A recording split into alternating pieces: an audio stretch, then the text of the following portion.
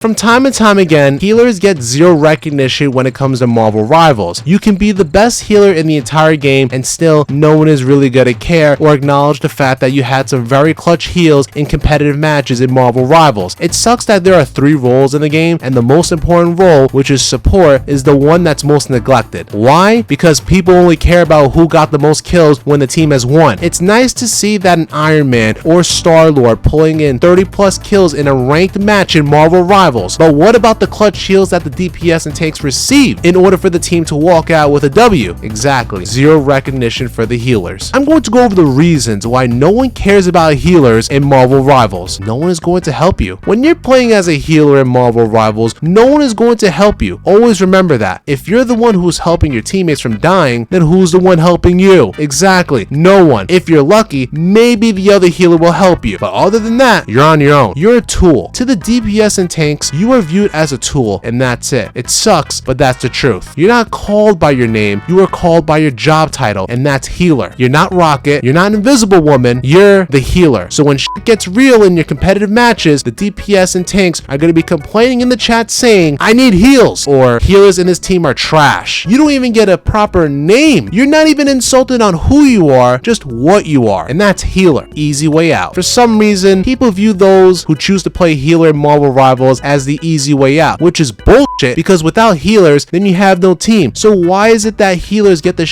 end of the stick when it comes down to who's contributing in the game? If there are no healers in the team, then there is no team to begin with. It doesn't matter how great you are as Spider-Man or how awesome you are as the Hulk, because if no one is playing as healer, then you have no team. In fact, your team lost by default. You're an extra. People view healers as the extras in Marvel Rivals, because in the general public's mind, anyone can be a healer. But remember this, not everyone can be a great healer, and there's a difference with that. You get no opinion. You can be the top tier healer in the entire team. No one is gonna want to hear what you have to say in the game. You're a healer. What the hell do you know? The DPS and tanks are doing all the work. So what do you have to say that is so important? Just do your damn job and heal and shut the fuck up. This is the sad part of what healers have to deal with at a consistent basis, especially in a ranked match. Look, if you're playing as DPS and your score is 2 and 9, maybe you should switch, because being Spider-Man or Iron Man isn't cutting it for you. Maybe instead of blaming the healers, how about actually being good as DPS, or choose another DPS? Because this is why the team is losing. Not because of no heals, but because some DPS like to think they're the captain of this team, where they can boss everyone in the team but don't want to perform. Typical DPS behavior. Easy role. I don't know why, but people think that being a healer in Marvel Rivals is the easy role. I don't know what role is actually easy, to be honest. Maybe some characters are more easier than others, but that could be said in any role in Marvel Rivals. You can't aim well with Punisher, so you decide to play as Wanda thanks to auto aim, or instead of playing as Adam Warlock, you decide to play as Rocket or Cloak and Dagger because you perform better with those kind of characters. It doesn't mean that the role is easy, it just means certain characters within the role are easier to play as compared to others. The thing is, if you die as a healer, and in most games there are 2 healers on average, leaving only 1 healer to support your team is crazy talk. You know that person isn't gonna last too long, which is why you as the healer need to avoid dying at all costs and give out clutch heals all at the same time. How is being a healer easy where it's okay for DPS to die 5 times in 2 minutes, but if the healer dies once, the whole team basically goes down? It sounds to me that being a healer is a lot more difficult than you realize. Zero respect. When your team wins, no one is going to congratulate you on the win, because the rest of the team is going to look at the DPS and tanks on how many kills they got in the entire match. I rarely hear someone say, wow, Jeff, thank you so much for those clutch heals, because no one really says that shit.